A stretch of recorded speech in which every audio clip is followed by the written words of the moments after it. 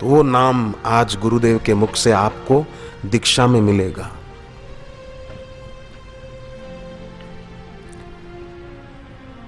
सुबह जप करें तो पूर्व दिशा की ओर मुंह करके, शाम को भी अगर अवसर मिले तो जप जरूर करो उत्तर दिशा की ओर मुंह करके।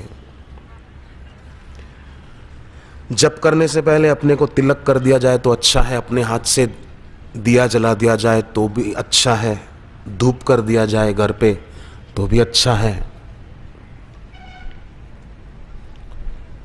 जप करते समय आसन बिछाकर बैठना चाहिए और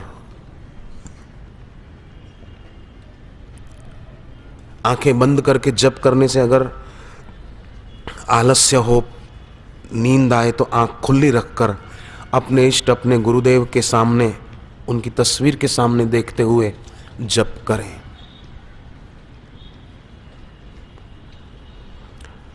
कोई आपके जीवन में कष्ट है, कठिनाई है, तो उसको याद करके दुखी ना हो, अपना जप तप बढ़ा दे, अपने आप कठिनाई नष्ट हो जाएगी।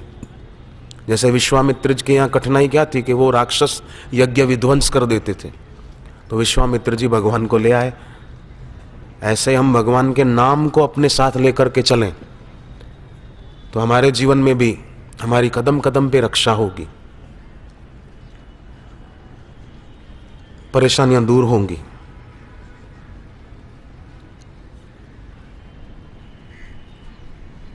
इसमें कोई शंका नहीं।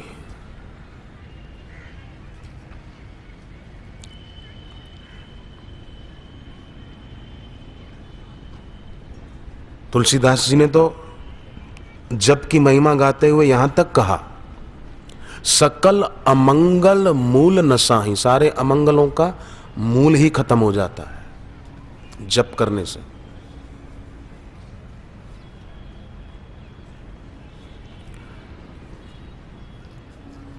मानसिक जप भी कर सकते हैं, यात्रा में हो, बस में, कार में, कहीं जा रहे हो तो फालतू शब्द बोलने की अपेक्षा मन में जप करते रहें तो भी बढ़िया है।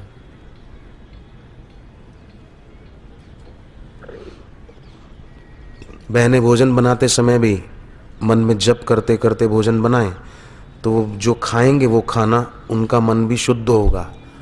वे भी क्रोधी होंगे तो शांत स्वभाव के हो जाएंगे।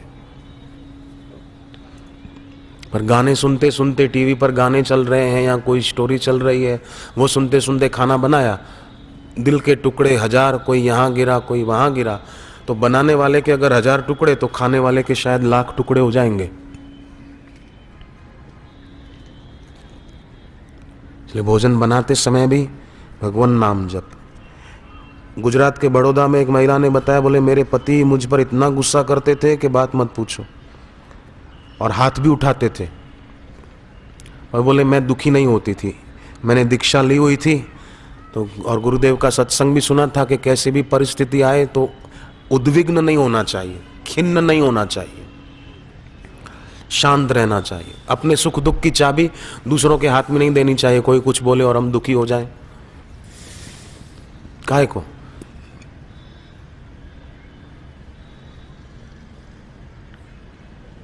भगवान कृष्ण का कहना कर्ण ने नहीं माना तो भगवान दुखी थोड़ी हुए कि मेरी बात नहीं मानते, मैं क्या करूं। ये तो बिल्कुल पक्का कर ले, हम सभी सदा सुखी रहेंगे। अपने सुख दुख की चाबी दूसरों के हाथ में मत दो, अपना सुख किसी और के अधीन ना हो।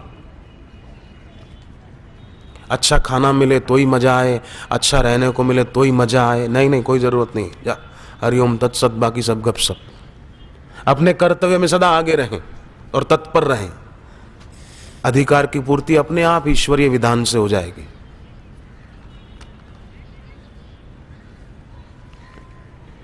मेरे से जो आता है उन्हें तत्परता से करो बस। तो वो बहन खाना बनाते समय मन में सद्भाव करती कि मेरे पति कैसे भी है, मेरे पति हैं, इनको भी भक्ति का रंग लगे और इनका भी स्वभाव शांत हो। क्योंकि देखो मैं आपको एक बात बताऊं कि जब जीव शरीर छोड़कर जाता है ना तो उसके साथ कोई नहीं जाता, पर उसका स्वभाव उसके साथ जाता है, ये ध्यान रखना। ये बिल्कुल शास्त्रीय बात है। जब मौत आती है ना, जीव शरीर छोड़ के जाता है तो उसके साथ कोई नहीं जाता, उसका स्वभाव उसके साथ जाता है। तो जीवन काल में अपने आप के स्वभाव के सुधार पर ध्यान जरूर देना चाहिए। वही चिड़चिड़ा स्वभाव, वही गुस्सेबाज स्वभाव नहीं, शांत स्वभाव। अपने जीवन संग्राम में क्षमा का कवच पहनकर चला करो। बेटे से, बेटी से, पत्नी से, बहू से कभी कोई भूल हो गई तो क्षमा करना सीखें। कोई बात नहीं, होता रहता है। जिनको गुस्सा ज्यादा आता हो उनको सोमवार को एक टाइम खाना चाहिए और चंद्रमा को अर्घ्य देना चाहिए कि हे मन के मालिक देव चंद्रमा, हम आपको प्रणाम करते हैं और आपके नाम का हम उपवास करते हैं एक टाइम, हमारा स्वभाव शांत हो, हम गुस्सेबाज न हो। हमारे को क्रोध आता है बार बार, ये क्रोध आदमी के पुण्य खा जाता है। और महाभारत ग्रंथ में लक्ष्मी माता कहती है, जहां क्रोध है वहां मैं नहीं। जो लोग क्रोध करते हैं ना, उनके पास लक्ष्मी नहीं टिकती। तो बहन ऐसा करती थी, भोजन बनाते समय मन में सद्भाव रखती थी और भगवान नाम जप करते करते खाना बनाती थी और वो खाना अपने पति को देती। परिणाम ये आया कि थोड़े दिन में उसके पति का स्वभाव भी बदल गया और वो खुद कहते हैं अपनी पत्नी को कि अब मैं भी दीक्षा लेना चाहता हूँ। वो भी साधक बन गए, उन्होंने भी दीक्षा ले ली, अब घर में बहुत शांति है। क्या घाटा हुआ उस महिला को? थोड़ा कष्ट जरूर सहा, पर बाद में तो उसके पति का स्वभाव बढ़िया हो गया।